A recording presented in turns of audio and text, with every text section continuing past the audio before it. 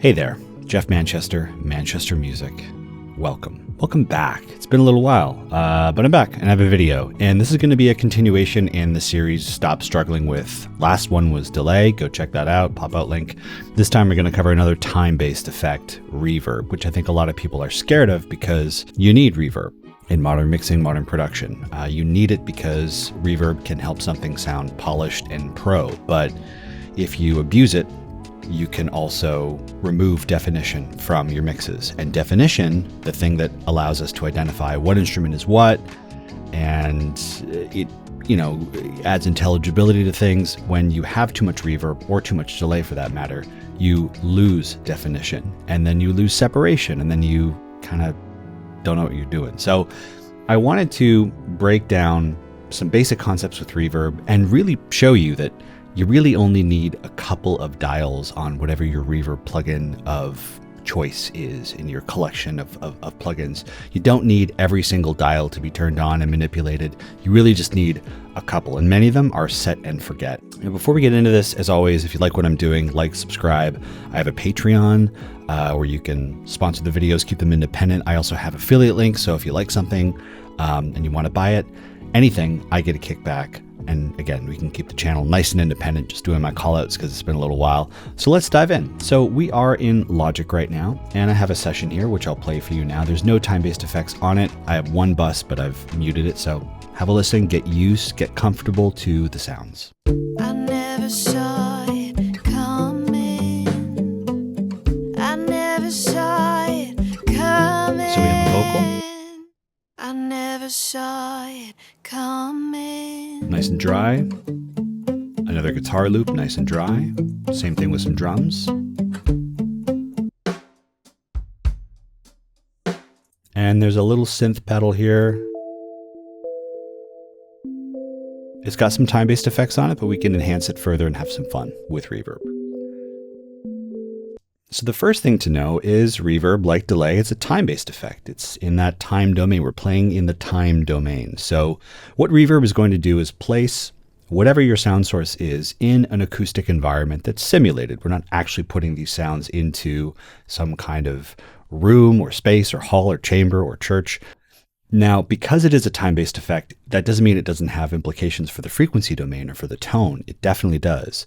But reverb is used, as I mentioned earlier, to make things sound polished and professional, but it's also used to push things further into the background or bring things closer or just kind of create this panoramic kind of atmospheric vibe that you don't get when you record in a super dry space and produce stuff and put stuff out that's super dry. It sounds intimate, but it doesn't really sound hard to describe with music. It doesn't really sound like it's kind of a wash and a vibe and a dreamy kind of state. Over the years, I think reverb has become less and less in vogue to use in pop. If you go back to the 60s and 70s, Phil Spector records and some of the stuff the Beatles were doing, it was kind of all over the place. In the 80s, it came back and everything was drenched in digital reverb. And now we've gotten to a place where it's used very sparingly, but it's still used and it's controlled. And that's what I want to talk about in this video, is how to control it. So with all that table setting out of the way, let's first start with the vocal. And you'll notice here on the channel that I don't have a reverb, right? There's a channel EQ, which I'll talk about that more in a minute. But I do have a bus, and the bus is going to Vox Verb, okay? On which I have Chroma Verb. And this is Logic's stock reverb. It is not my favorite reverb, but I just want to show you that you can get great results if you know what you're doing, controlling some of the parameters in a factory plugin. So pull up whatever your favorite reverb is. Maybe it's R-Verb from FabFilter. Maybe it's AudioEase's Altiverb or something like that. Just go ahead and pull up whatever you have. The controls I'm going to talk about, the kind of 3 or 4 that you'll only ever really need to learn how to use, are going to be featured on all of them pretty much. So this is Chroma Verb, and you can choose a kind of space, an algorithm, room, chamber, concert hall, theater. I'm actually surprised there's no plate in here, but there doesn't seem to be. Plates are really great on vocals. Go to my You're Doing It Wrong plate reverb video if you want to watch a little bit more on that. But your algorithm is where you're going to choose the kind of space you want to put your reverb in. That's the first thing to know. So really that's control number 1, is what kind of environment do you want to place your reverb in? And you have a bunch of different choices. Read up on them, what they do, how they sound. The next thing that I think is important for you to learn is pre-delay. This is maybe number 2 of 4 kind of main features that you'll need to figure out.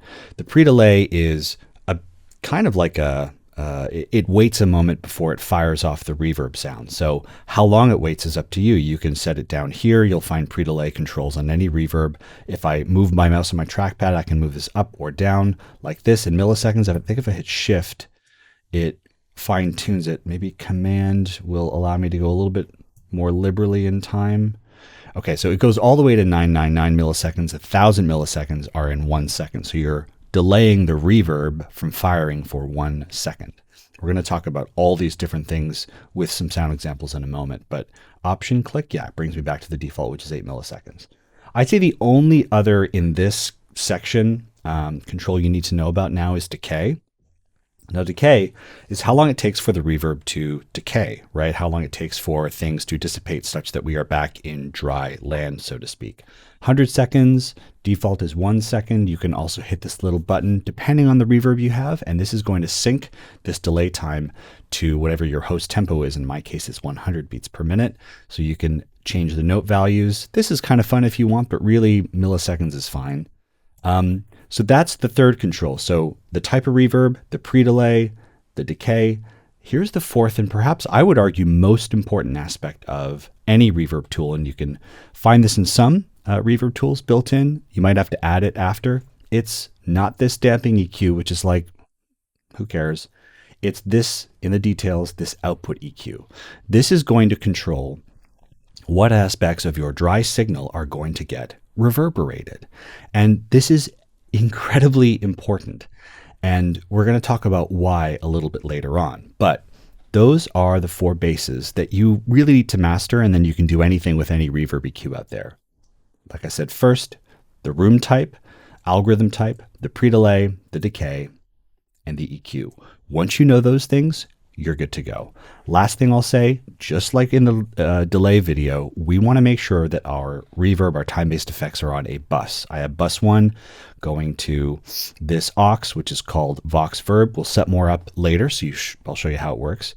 And then you're good to go. You want to be sending, if I go back to the main page, 100% wet signal back onto the channel. You don't want any dry in there.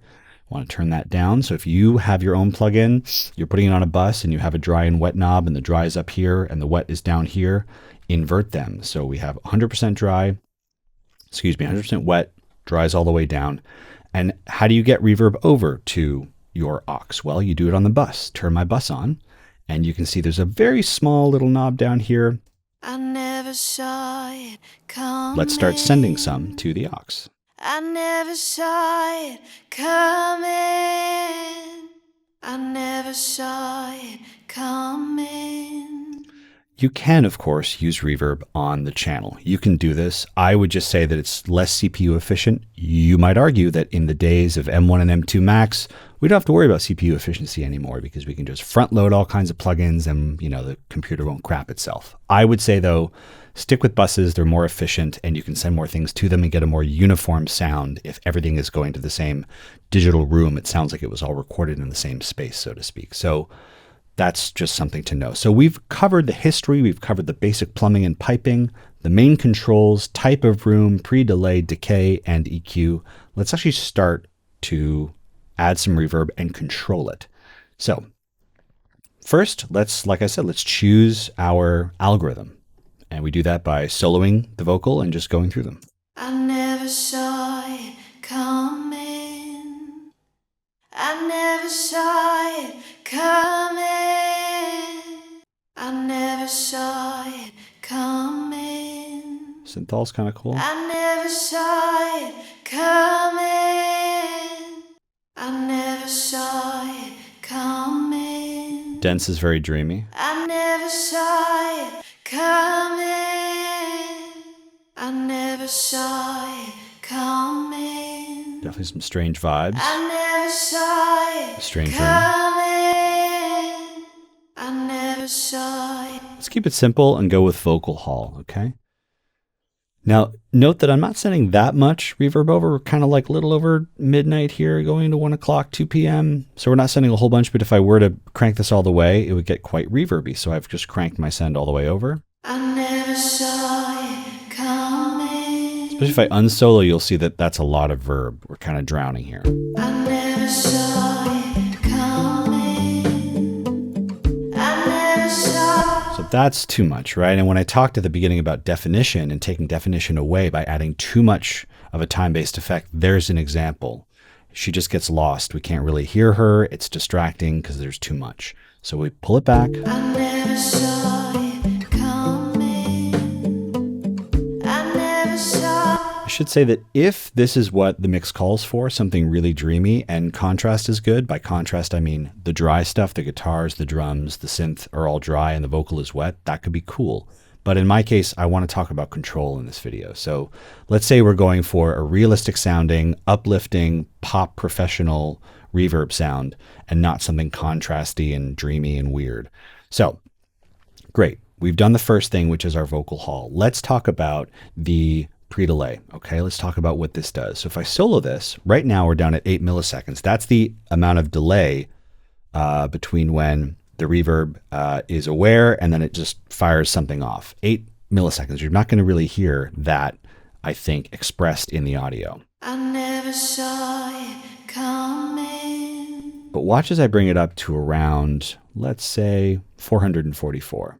I never saw it coming. You hear that delay. That's the pre-delay. It's waiting about half a second, 444. There's 1,000 milliseconds in a second. Waiting about a half a second before it fires off. If I go all the way to 999, which is, I think, the ceiling for this guy, you can hear, I'll just stop this loop so we can just get a nice clean example. Coming, coming,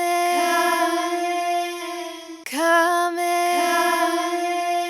So obviously that's too much, but I want to show you what pre-delay does. So let's dial it back. And what I'm getting at here is that the pre-delay separates the dry from the wet with a little bit of time. And that little bit of time can add just a little bit of intelligibility to the vocal when you add reverb on top to it. I never saw it coming. I never saw it coming. Get my loop going I again. never saw it coming.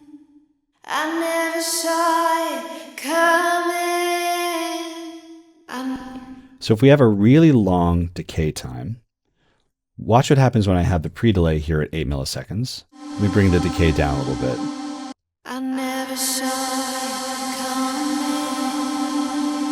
I never saw it coming. So hopefully what you can hear there is, even with a long decay time of 25 seconds, with my pre-delay at about a quarter of a second, we can still hear her articulating words before the reverb fires off behind her. And with it down, everything gets kind of washed up with reverb. So here it is at 0. I never saw it coming. I never saw it. Bring it up to about a quarter of a second. I never saw it coming. I never saw it coming. So when she says certain words like I at the beginning of her passages, the brain just gets an extra kind of moment to register what she's articulating. So that's the first thing that I want to talk about as far as controlling your reverb is when you play with your pre-delay time, you get an extra kind of smidge of intelligibility from the vocal, which gives your listeners, I think, a better understanding of what it is the sound source is trying to convey, whether it's, in this case, a vocal, so words, or a saxophone or a guitar solo, so the individual notes that are playing. So depending on your decay time, which we're going to get to in a moment, which we've already kind of talked about, you want to play with pre-delay, never really leave it here at 0. Always experiment with trying to move it up and down to get that separation and that intelligibility and that definition. So next, let's talk about decay, right? Its default, if I option click, is about, I guess, 1 second here. I never saw it coming. By curtailing this decay, I never saw it coming. we're basically putting her in almost a smaller space, right? I never saw it coming.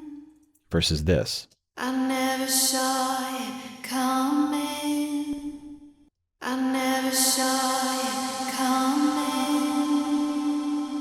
I never saw it coming. And you can see in the visualizer too, we're getting much more flush with those the sound waves kind of meeting each other in the room and bouncing back and then taking longer to decay. I never saw it coming. So at this point, you might want to turn on the track and measure it against the mix and see what kind of decay time sounds best to you and sounds best for the song. Right here at its very, kind of lowest form, 0.25, let's hear that. I never saw it coming. I never saw it coming. Let's move it up. I never saw it coming. I never saw it coming. Bit more flush, bit more lush. I never saw it coming. I never saw it coming. I never saw it coming. I never saw it coming. Now we get those really beautiful tails, which sound awesome, but they're a little bit too much for this song. But one thing you can do is split the difference and have a very, let's say, liberal decay time of 6 seconds, which I think is liberal for this song. So let me put it here at 6. I never saw it coming. I never saw it. Check our pre-delay, maybe move it up a little bit. I never saw it coming. And then by splitting the difference, you can go to your channel here, your send, and just move this in. Now that we have a more pronounced reverb, we can decide, okay, it's getting a little lush, getting a little wash in reverb. Let me just move this send down and then bring it up until I get a nice balance of intelligible vocals, but also that cloud, that puffy cloud of reverb. I never saw it coming. I never saw it coming. I never saw it coming. I never saw it coming. I never saw it coming. Let's do a little before and after here. I never saw it coming. I never saw it coming. Turn it on. I never saw it coming. I never saw it coming. So that is an example of controlling via the decay and via the bus. We get the best of both worlds, a nice long reverb tail, if you will, but some of the reflections and some of that kind of lushness that's built up is masked by the guitar and the drums and the synth pedal that are kind of underneath things. So the last area of control, which I think is honestly the most important, would be the EQ. So right now, there's nothing going on this EQ. It's off. If I turn it on, we get some color. We can see what's happening. I really truly believe that this is the most crucial part of any reverb process. And if you don't have a built-in output EQ, you can always just add one to your channel after the reverb, okay? But in this case, it's built in, which is nice. So the reason this is so important is because with your reverb, in this case, we've chosen a vocal hall. Depending on the algorithm type, it might be different. But with your reverb type, you're going to be accentuating aspects of the dry signal. So what do I mean by that? Well, in this case, we have a female vocal that I think to my ears is pretty sibilant. There's a lot of mid and low mid and upper mid activity in her range. There's not much happening on the low end because it's a female voice. So there's not much in that kind of like 0 to 50 to 300 hertz range, that kind of depth. With a reverb, if we add it on and don't add an EQ, we're going to be enhancing all of that stuff that I mentioned, the sibilance, the mid range. It's all going to come up in loudness because we're basically asking that stuff to hang out a little longer in the air to the tune of 7 seconds or whatever your decay is. So have a listen to the vocal now and think about what you hear in terms of what's already in the dry signal that's kind of poking out and might be a bit sour. I've given you some clues to what I think the problem is, but listen for yourself.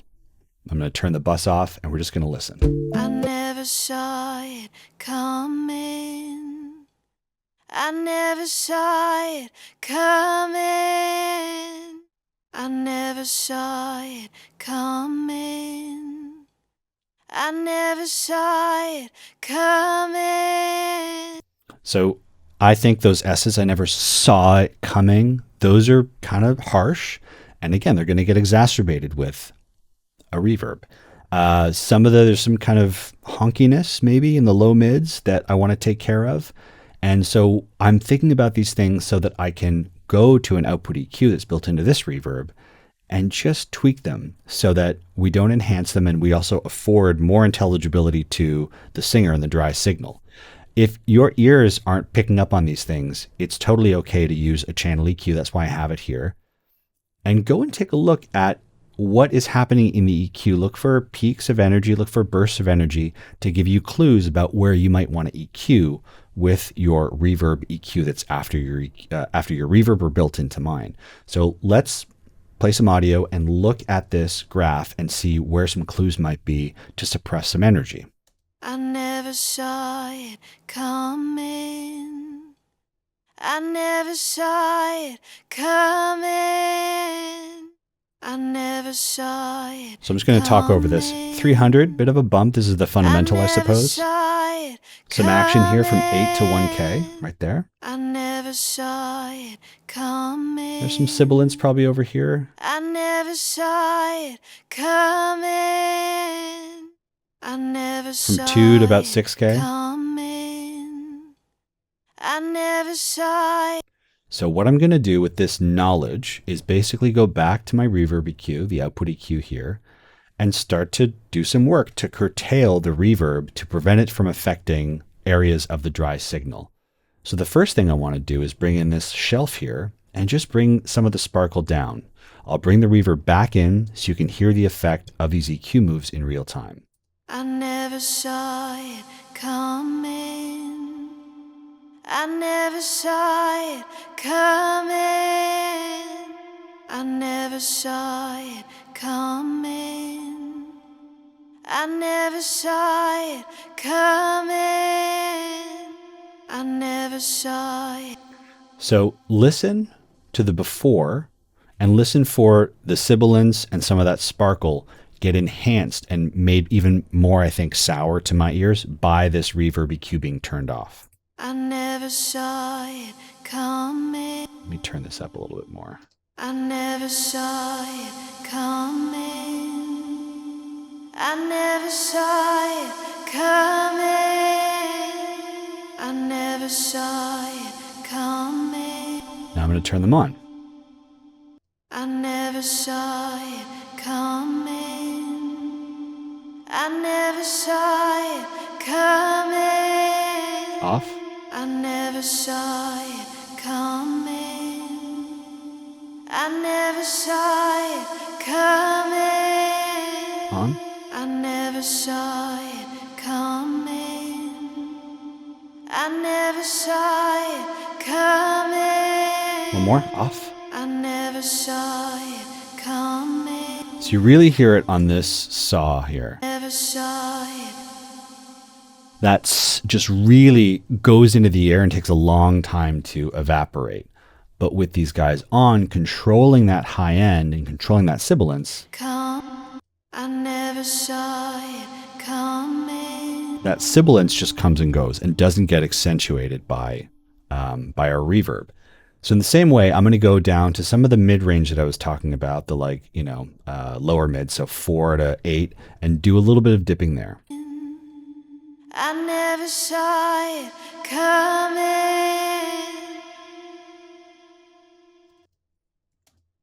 I never saw it coming. And I'll do a little bit of band passing I never here. saw it coming.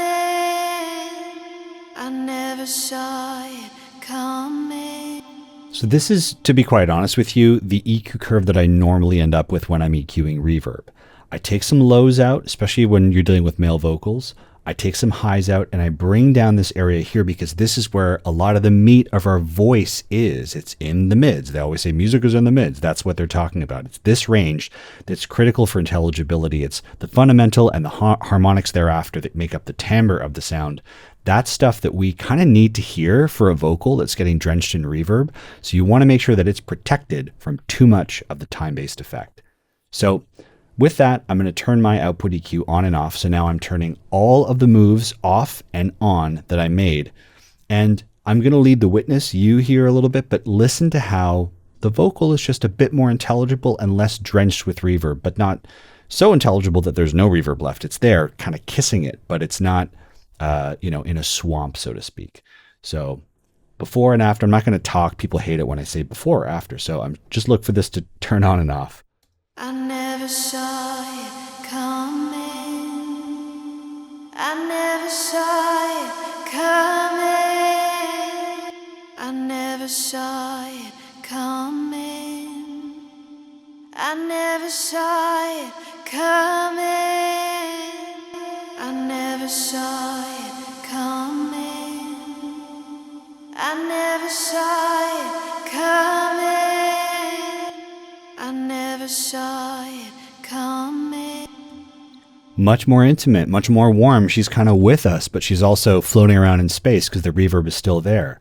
Let's do the same, but as the entire mix plays, starting with it off and then adding it in. I never saw it coming. I never saw it coming. I never saw it coming. I never saw it coming. I never saw it coming. I never saw it coming. I never saw it coming. I never saw it coming. So when you listen to your favorite artists, when you watch the mix of the when you watch these guys use EQ and you're like, how do they get, every time I use it, it always sounds like, duh, here's an idiot using reverb. This is what's going on. It is careful control using the things I mentioned, the type of reverb, the pre-delay, the decay, and so importantly, the EQ that get you that polished sound, depending on what you're going for. There's no wrong ideas or wrong moves when you're making music. It's just about, control and making good choices. So with that, now that you guys kind of understand what's happening here, I'm going to go and add reverb to the rest of these sources without talking very much. You can kind of see how I'm working, and hopefully we'll get a nice reverby, vibe out of this guy. And we can do a little before and after. So that was a lot of talking, a lot of setting up. So now I'm just going to kind of work and talk a little bit as I go, take a sip of water, and we'll do the thing. I never saw it coming. One thing I want to do is just de-ess her a little bit. I never saw it coming. I never saw it coming. I never saw it. I mean, this is a kind of a poor man's de-esser. I'm just kind of going to bring her down here at about 750. I never saw it. I never saw. I never saw it. I never saw it. There we go. 9400. I never saw it coming. Okay, cool. I never saw it. I never saw it coming. I never saw it coming. So keep in mind, I've set my little reverb up as I like it. I've got my EQing and all that stuff. I'm just playing with the bus now. We're just bringing it down. I never saw it coming. I never saw it coming. I never saw it coming. I never saw it coming. Okay, let's work on the guitar now. I'm going to do another send. We're going to have a different vibe for the guitar. And I'm going to place chroma here. Again, not my favorite, but just works.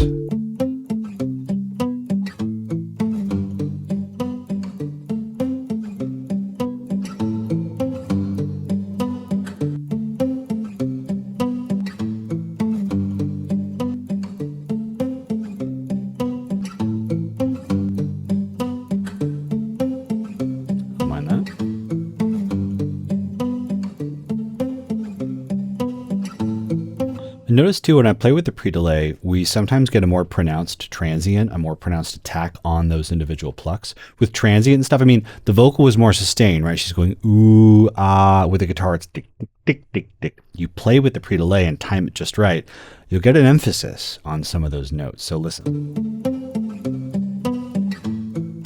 It's off. Bring it in. Okay. If you want to do that, you can. I don't.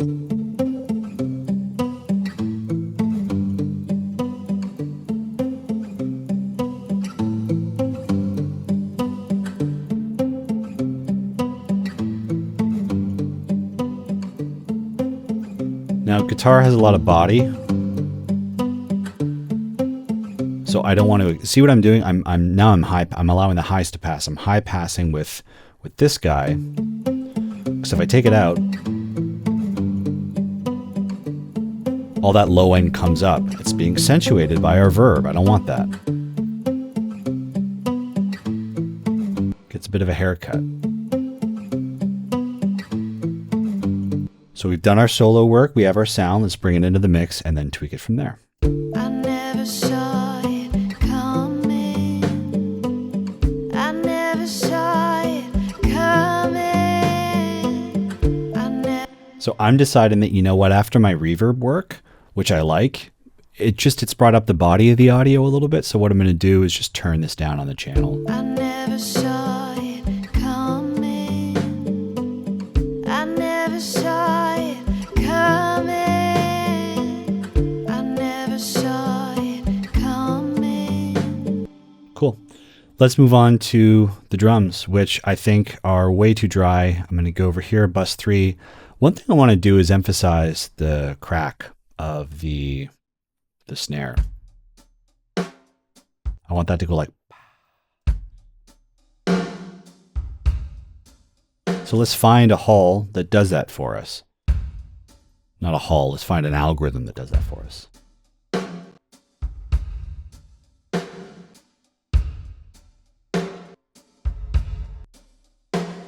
I like airy.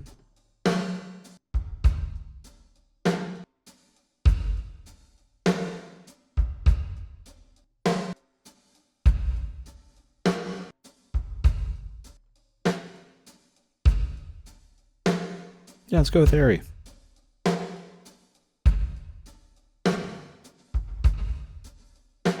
Again, pre-delay on transient stuff, you'll always get some fun side effects.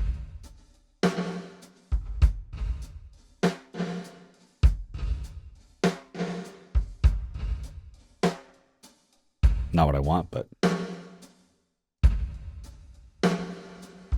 there we go. Now I'm getting that nice ringing out of the snare.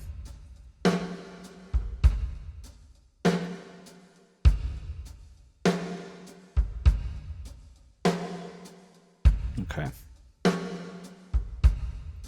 Again, I'm in a high pass because I don't really want the low end to be affected. It's already boomy enough.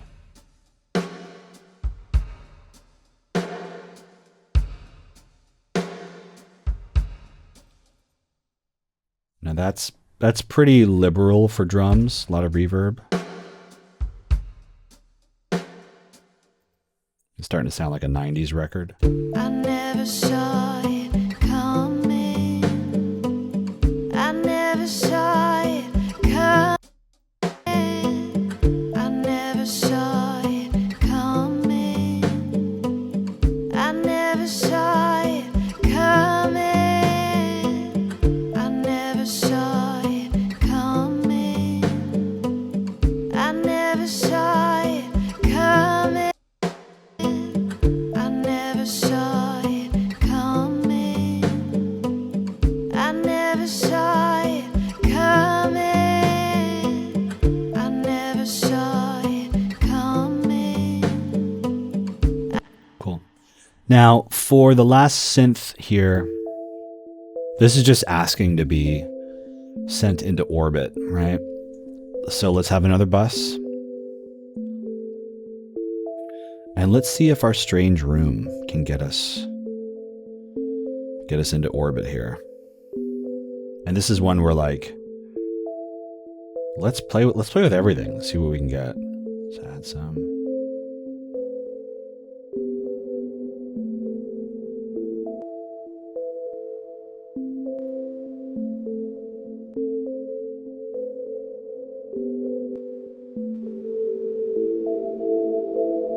Wow. Almost like an underbed pad there, which I think you can actually do with the freeze function. You can just freeze it, and then the tail is just going to continue to bloom. I don't really want to do that here, but that's what you'll find on some reverb units.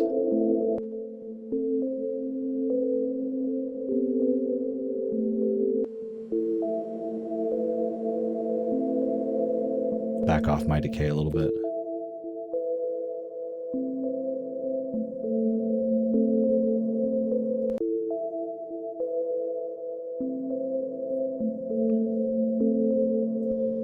It's a little sour in my ears. I'm going to add an EQ. Yeah, some kind of low mid stuff that's a little heavy.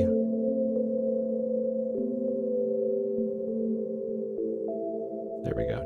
I just want to soothe that.